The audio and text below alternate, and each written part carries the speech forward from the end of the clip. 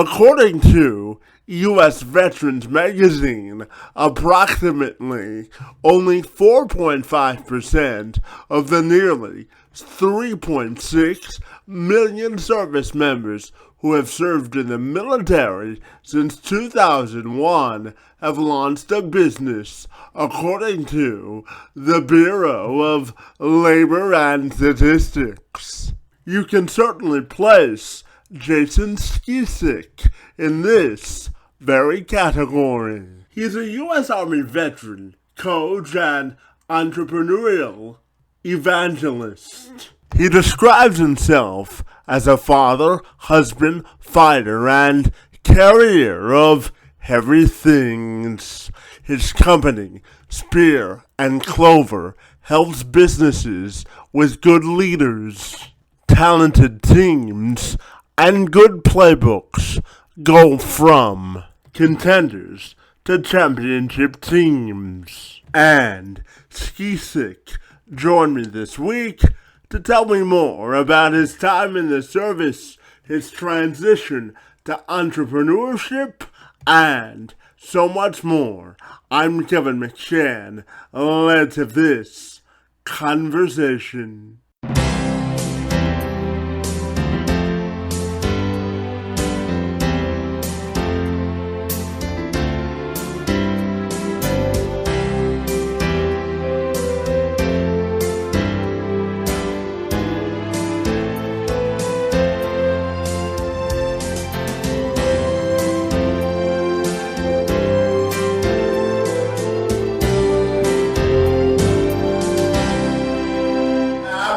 So, Jason, if you're ready, I'll take a moment to welcome you to the program, and I'm excited to talk to you about your experience in entrepreneurship and your time in the service, my friend. Great to see you, and thank you for a few minutes this afternoon.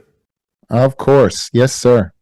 Absolutely. Though, Jason, I'm curious, because I know you're a former Army veteran, so thank you for your service to the country, buddy, but I'm curious about how your military experience has helped you transition into a career of entrepreneurship.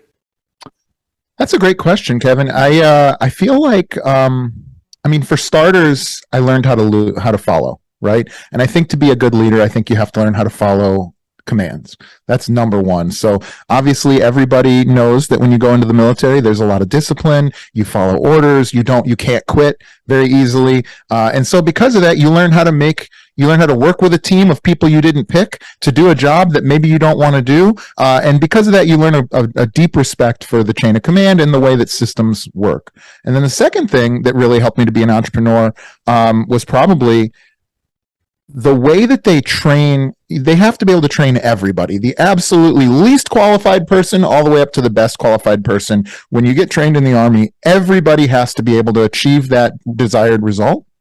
And so as a part of that, I learned how to really overtrain people so that they are more capable when they're actually doing their jobs. And so that was a really good way. So I think a lot of entrepreneurs struggle with delegation and with training a team and with not having to do all the work themselves. And I think the military was a really great kickstart for me to learn how to delegate and to train my team well.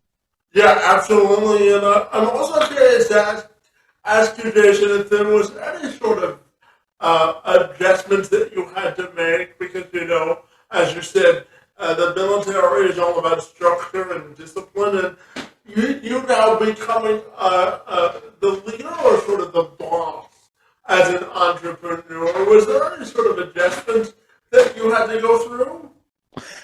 Yeah, absolutely. I think that, the best example would be while I was in the military, I was put in charge of a couple of people for a few jobs.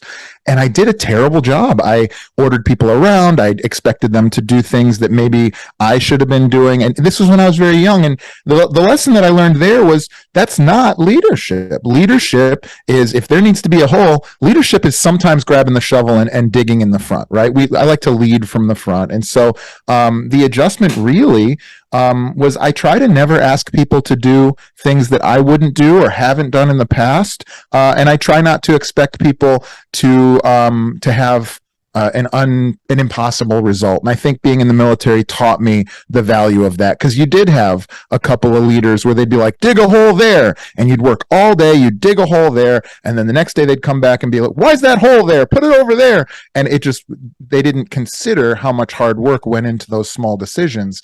And I really understand that. I really understand the cost of, just flippantly throwing commands at people and expecting them to work tirelessly to achieve whatever it is that you desire. So I think very carefully about the things that I ask my team to do. I think very carefully about how I teach other entrepreneurs to lead their teams, and to do so from a position of supporting their teams, not just letting them be the fuel for your rocket ship, but being the fuel for theirs.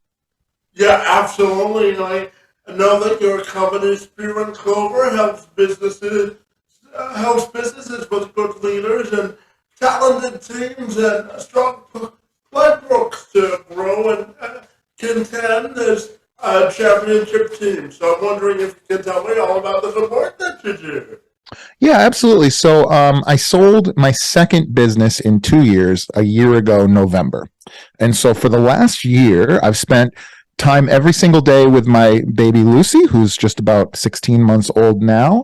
I do jujitsu and kickboxing every day, and I do my podcast Spear and Clover, as you know, and I enjoy it. I find that when I was not pursuing money, the things that I wanted to do was talk to entrepreneurs, to spend time with my family, and to pursue fitness and martial arts.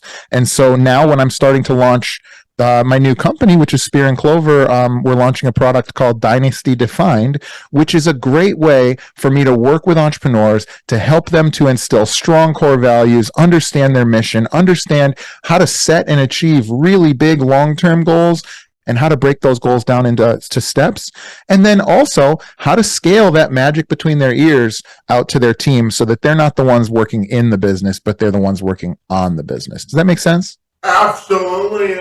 And just before we get back to your business ventures, buddy, I'm curious, does your new daughter already have you wrapped around her finger? Oh my God. You want to talk about wrapped around my finger?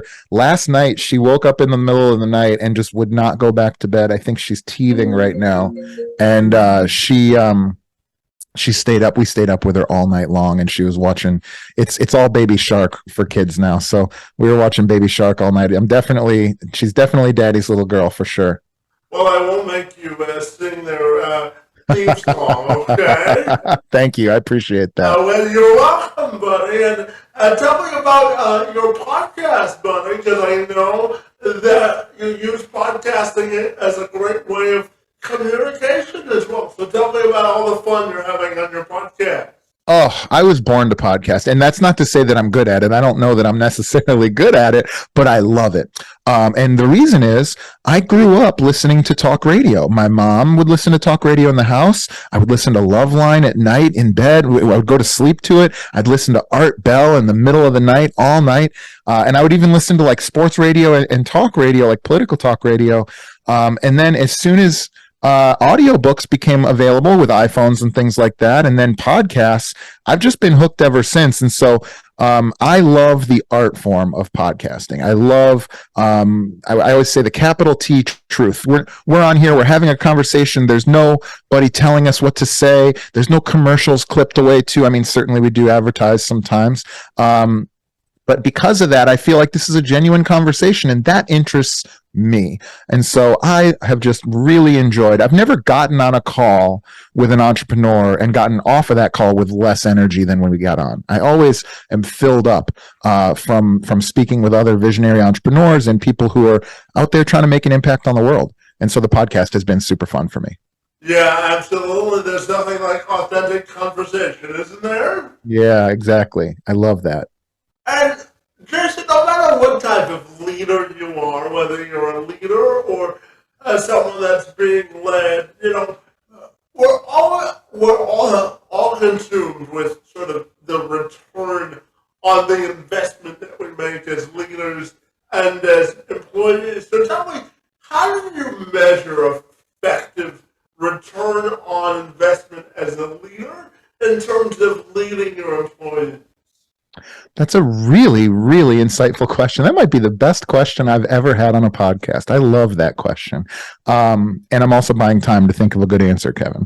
The answer is this. I mean, it's not so much a return on your investment that you get something. It's a return on your investment that you don't have to continue to pay something. And that thing is time and attention. And so if you've ever been an entrepreneur where in the beginning or even currently, where you feel like every single day you're solving the same problem over and over and over again, when you invest effectively in training and hiring the right people to be in your company and then training those people to do what it is that you do to a very high level, the return on that investment is your freedom. It's your attention going from daily fires to big audacious goals and scaling your vision and your impact on the world. And you cannot do that if you don't invest in a team and give them the training that they need so that they understand exactly what they can be doing at any given time to get your company into the Hall of Fame.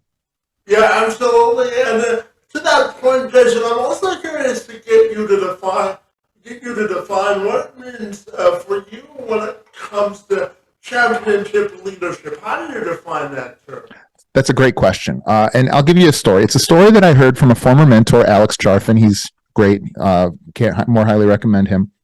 He said, if you go to, let's say the Bears, I'm a Bears fan. If you go to the Bears training facility and you catch on the very first day the new wide receiver who just got drafted into that team, and you talk to him before he ever walks in the door, and you say, what's your lifetime goal? That guy's going to tell you, I'm going to go to the Hall of Fame. Okay, well, how are you going to do that? I'm going to win a championship every single year as a Chicago Bear. Okay, how are you going to do that? This year, we're going to win the championship by beating these teams, these division rivals. How are you going to do that? I'm going to walk through that door. I'm going to do these squats, these sets, these reps. I'm going to watch these films. I'm going to work with these players and these coaches. And that's what I'm going to do right now. So here's a guy who's literally never walked through the front door that knows exactly what he can do every single minute to make himself get to the Hall of Fame in a lifetime long career.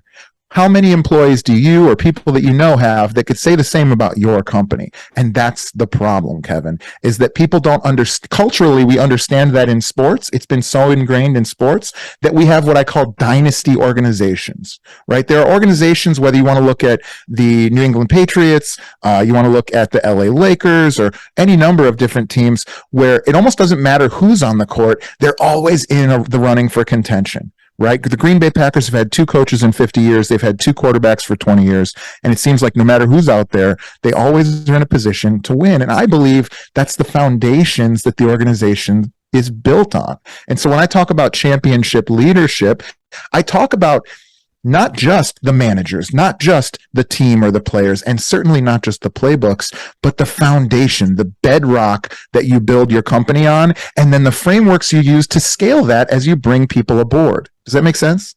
Absolutely. And you know what?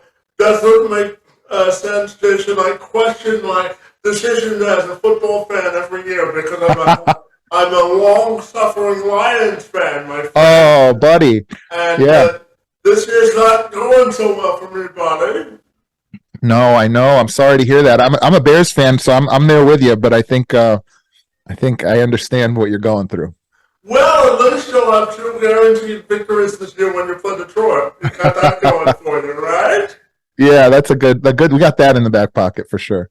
You know, Jason, I'm going to share a quick story about myself. You know, I was born with what's called spastic quadriplegia cerebral palsy. Simply means that I don't have enough oxygen in my legs to walk normally. And, you know, I always tell people to define their championship moment. And mine came when I was 9 years old. You know, my parents and I went into a hospital conference room, and the doctor told my parents that I'd probably never be able to walk on my own. So, you know, the next day, you know, I had to go back to school and sort of internalize what I had just gone through. And I didn't know this at the time because I was 9 years old, but I credit my middle school principal. Her name was Dr. Carol Crowley, and she looked at me after I went through my whole a spiel about what the doctor had said, and she had already knew that because she knew that I was headed up there the day before, and she had everyone that was assigned to my file in her office the next day. And after I went through the story of my emotions and everything, she looked at me and she said, the only limitations that you'll have on your life are the artificial ones that you place on yourself. And I really think that was my sort of championship moment in life and how I view the rest of my life. So I'm curious to ask you, what's your championship moment, my friend? Wow. First of all, that's an amazing story. That's super interesting. For me, I think I could choose a lot of different things. I think that I grew up. I was severely ADD as a young man. I have two core values that make up Spear and Clover, and it's this symbol right here. If you're watching the video, the spear represents military mindset, and the clover represents spirit of the puppy. These are the two things that make me me. And I was born with spirit of the puppy. I had to join the Army to get military mindset, which is discipline and hard work and showing up on time and all that. But I think my championship moment was probably I spent from second grade until seventh grade in a behavior disorder school for ADD because I had ADD, and it was a pretty scary place. There was criminals there, and there were people with a lot of much more severe problems than I had. I saw a lot of fighting. I saw attempted suicides. I saw all sorts of terrible things. And I think statistically, I was supposed to follow that path. But instead, I made my way back to regular school. I ended up doing pretty well in school. And I took that. While I was there, I was able, because I was the only person as young as I was there, I was able to study it on my own pace, which they actually had me going through multiple, school books per year. And so because of that, I took a totally different approach to life than I would have if I had gone to traditional school, which, as I think really is just a system for creating employees. And so by being in this environment, I actually turned it into an advantage, which I think is one of the reasons I've become so entrepreneurial in my adult life.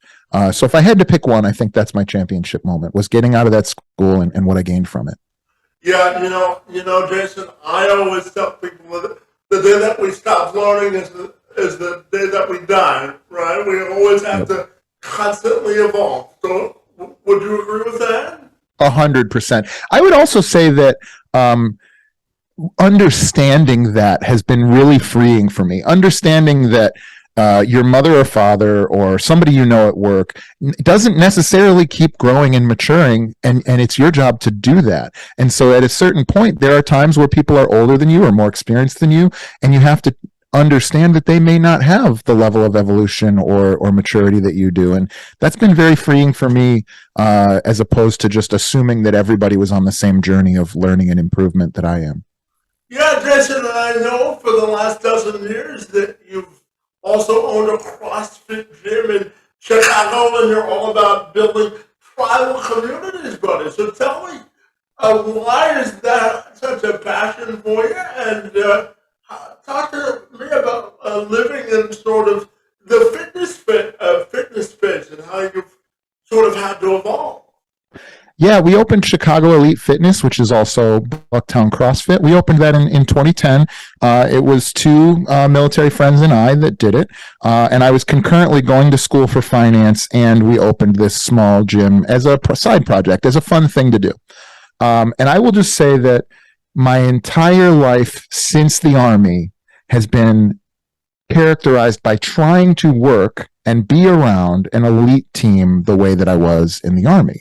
And CrossFit provided that for me. It was like-minded people that are typically very virtuous and fun and friendly. We were very tribal. We, had a shared language. People dressed similarly. We worked hard, incredibly hard, harder than almost anybody out there. And we loved each other for it. And so our gym was very well known for having, and it still is now, although I don't run it day to day. Our gym was well known for having a ton of community events. In 2019, we did over 50 events in 2019. So we did more than one a week. And I think for me, the the tribal nature of that is something that I want to continue, whether it's with the podcast or now with the way that we're doing Dynasty Defined, is going to be in a cohort where business owners are working together and networking and helping each other to solve problems, because that's just so much more worthwhile. I think I've really fallen in love with the journey of entrepreneurship, of problem solving, even of like martial arts and fitness, the journey as opposed to the destination, which might be the championship. And so I love collaborating with other people across all of those things. Yeah, you talk about the journey, Jason, and I don't know if you know this, but October is actually National Disability Employment Awareness Month. Wow. So I'm super excited to have that conversation with you during this month. So tell me about how you think we can build more avenues of inclusion for folks with disabilities in order for them to get employed and to start their own businesses as well. Well, I think for starters, having a conversation like the one we're having right now, and then secondarily, doing something like you're doing right now. You've created an opportunity for yourself to do what you are clearly very good at. You're asking some of the best questions. You're clearly you're a genius interviewer. I recently had a podcast guest, John and Mark Cronin, who I highly recommend you talk to. John has Down syndrome, and his father and him started a company called John's Crazy Socks, and they are the most wonderful people you ever met. They have the largest sock company in the world. They have 4,000 different pairs of socks, and they have, I think, 24 of their employees are different abled, and they're starting a company where anybody with disability or neurodivergence can work with them, and they help them to start their own small businesses. So it's people like John and Mark Cronin that are doing the most. I think we're in a world where, with social media, with podcasting, and with the internet in general, anyone can speak. And if you can speak and people can hear you, then you can make an impact. So you're no longer in a world where I think you need to ask for permission. You just need to put out things that are good. And I think, Kevin, you're doing that. Well, I appreciate the compliment for sure. And, I always tell people once they find their passion, it's really the purpose that defines the rest of their lives. Would you agree with that? I would agree with that. What I would say is I think it's a little more difficult to fully identify what that means unless you give it the time that it deserves. Because I think there's some people, if you had asked me maybe 7 years ago what my passion was, I would have told you fitness. If you would have asked me 2 years ago, I would have told you helping gym owners. And if you asked me today, I might, if I was mistaken, tell you working with entrepreneurs. But really, my passion is helping people. I think of people as having sort of primal roles in our communities. So an example would be, there are people who are farmers, there are people who are teachers, there are people who are police officers, there are people who are carpenters that like to build things. I think of myself as a shepherd. And so my job, the thing that gives me the most energy, is helping people get to the destination that they want to go to. And so I think it's taken a lot of time and thought for me to really understand that about myself, because the medium has shifted over the years. But the constant has been helping people on a journey, particularly hard journeys that they're passionate about. Helping them on that journey is the thing that fuels me the most. Yeah, absolutely. And to that point, Jason, I'm a big proponent of celebrating life and all that celebrating wins in life comes with. And, I'm always curious to ask entrepreneurs about yourself, what your non-negotiables in life are in terms of both your professional and personal happiness. So what are your non-negotiables in life? Well, that's a hard question to answer, because I don't think I've defined what my non-negotiables are, but I can tell you that I'm a big fan of the book A Perfect Day, and I do structure my week around first the things that I want to do and then the things that I have to do. And so I try to do things that give me energy. So if I were to show you my calendar, I spend a few hours every morning with my family, with my wife and daughter, drinking coffee, having breakfast. I spend 3 hours doing martial arts. I do kickboxing and jiu-jitsu typically 5 days a week. And then I start my workday, after lunch and a show, or, from 1 to 5 p.m. This is when I can give you the most energy. This is when I'm excited to be there. I've already achieved my personal and familial goals for the day. And then in the evening, it's, putting the baby to bed and family time. And so for me, I do that 7 days a week, pretty much, with some variance on the weekends sometimes. But because of that, I've structured my life so that I think of myself as a shepherd of my own attention span. And what I mean by that is I try to make what I do for a living something that I'm super passionate about, that I love to do. And so it's a lot easier for me to guide my attention in that direction. Does that make sense? Yeah, absolutely. And, when you look at sort of life and business fundamentals, I'm curious to ask you, when you look at business prosperity, how do you define that in terms of building a sort of foundation for success? So how do you define business prosperity? I would say business prosperity is owning a business that you love with a team that energizes it for you, and having the amount of free time that you want, either with the business or with your personal life. And so to me, success is really about harmony in your life, right? I think of like a 3-chambered heart sometimes, where you have like your business or your professional life, you have your social or your family life, and then you have yourself, like your self-care and your personal life. And if you take blood from any of those chambers, the others suffer. And so because of that, I find that you can only expand that heart by adding blood to each chamber, if that makes sense. So by becoming more efficient, you can have more time with business, you can have more time with family, and you can have more time for yourself and social. But I think all of it is important. Yeah, absolutely. And, Jason, talking to you, I'm fascinated to ask you this next question, because, in today's society, engagement and conversation has sort of gotten blurred, unless you're on a certain side of the aisle, both societally and politically. So I'm curious to ask you, when you look at the world today, how do you think we can sort of bridge the gap of unity that we're sort of facing, so that we're more, common people, and realize the fact that we have more in common than we have apart? So how do you think we can create a more unified sort of approach to solving problems in the world? Well, I'm not a cynic, so I won't answer that we can't. So it brings me 3 things that come to mind. Number one, conversations like this. I don't know your politics, but I know that just by talking to you for the last 27 minutes that we get along. I like you. And if you told me at the end of this conversation that you despise some political belief that I have, and it's really, really important to you, I believe that at that point we could say, oh, wow, that's crazy. I can't believe it. But we would part as friends.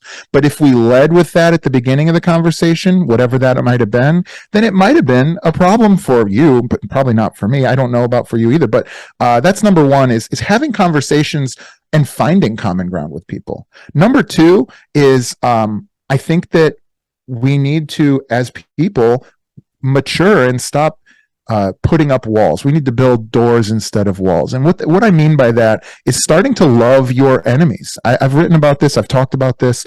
I believe strongly that you should love struggle, adversity, and your enemies. And it's for 2 reasons. I think Sun Tzu would agree with me. It's for 2 reasons. Number 1, it's to identify that there are really brilliant people and they're wonderful people that disagree with you completely on certain things.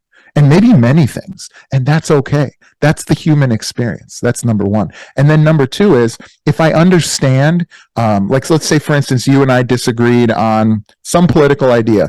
If I could truly understand, assuming you didn't just pick something out of thin air, that you had actually considered your position and you had thought of it deeply and you had come to an opposite position than me. If I could understand how much thought and effort and why you believe that, if I actually want to change your mind, now I have the tools that maybe I could do so. But there's certainly no way that us butting heads is going to do that. And then the third thing that comes to mind for this is what I call the 100 years mistake. And what it feels like to me, Kevin, is in the last 100 years, whether that's the Industrial Revolution or science or politics, we've decided everything needs to be modernized and changed, whether it's how we raise children, whether it's how we communicate, whether it's what our jobs are and how our lives are supposed to fit into them, what medicine is and medical treatment. All that stuff seems like we've put all this time and effort into building technology only to now figure out, oh no, actually it turns out, eating this plant is actually better than taking this pill, or spending more time with your children is actually better than sending them to daycare all the time, or being out in the sun and in nature is actually better than living in a high rise. And so I think that once we can identify that and really implement that in our societies, I think we're going to start to see that we have a lot more in common than we don't. Yeah, absolutely. And Jason, I'm also curious to ask you how becoming a parent has changed your perspective on life. That is a great question. I don't know if I have a fully formed answer. I will tell you that I didn't feel the thing that I think you expect you're going to feel. My universe didn't change the day that Lucy was born. I didn't. I do love her more than I could ever imagine loving anything, but it wasn't the way that it had been described to me in movies and books and from people that I had spoken to. More than anything, I think I have a stronger connection to legacy, meaning I want to learn how to live the best that I can so that I can teach her how to live the best that I would think she could. And that's, I think, how you make an impact on the world. If enough of us do that, then the next generation will be better than the previous generation. And if enough of us don't do that, then the next generation will be worse. And so in some small way, that's changed my perspective. I try to I've always tried to live my life as an example, but now I actually have a person in the audience, if that makes sense. Yeah, absolutely. And you led nicely into my next question, and my final one for our conversation today has to do with your own personal and professional legacy. You kind of answered that in your last answer, but I'll give you the floor to give me a more full answer on that subject. How do you want your personal and professional legacy to be defined? That's a really great question. I think that for me, I like to say I like to make business babies. In other words, I like to help you impact the world through your mission and vision. And the more people that I can do that for, and the bigger their missions and visions get, the more opportunity that I will have to help them along that path. And to me, if you asked me that same question about my gym, the thing I'm most proud about my legacy at the gym is the 10 or so babies that were born because their parents met in our community. You know what I mean? And so to me, if you ask me in 20 years what my legacy is for my businesses, hopefully it would be I could point to many multi-million-dollar organizations that are impacting the world in a positive way that I helped along the way in some way. And I also, of course, would like to build my business as well as we do that. But that's kind of a function of that. But that's the mission. Yeah, absolutely. And finally, Jason, tell me, if people want to get connected with the good work that you do, buddy, what's the best way they can do that? Great. So I'm at Jason Skeesick at Instagram, Spear and Clover on Instagram. You can reach me at Jason at spearandclover.com, or you can just go to spearandclover.com. Fantastic. Well, Jason, I have to tell you, we had certainly an engaging, energetic, and thought-provoking conversation about life and business, but your work in the space and time on my behalf are most appreciated. I was delighted to engage in conversation with you today, and I want to thank you for being here. It's most appreciated. Thank you, Kevin. I appreciate you having me on. This has been great.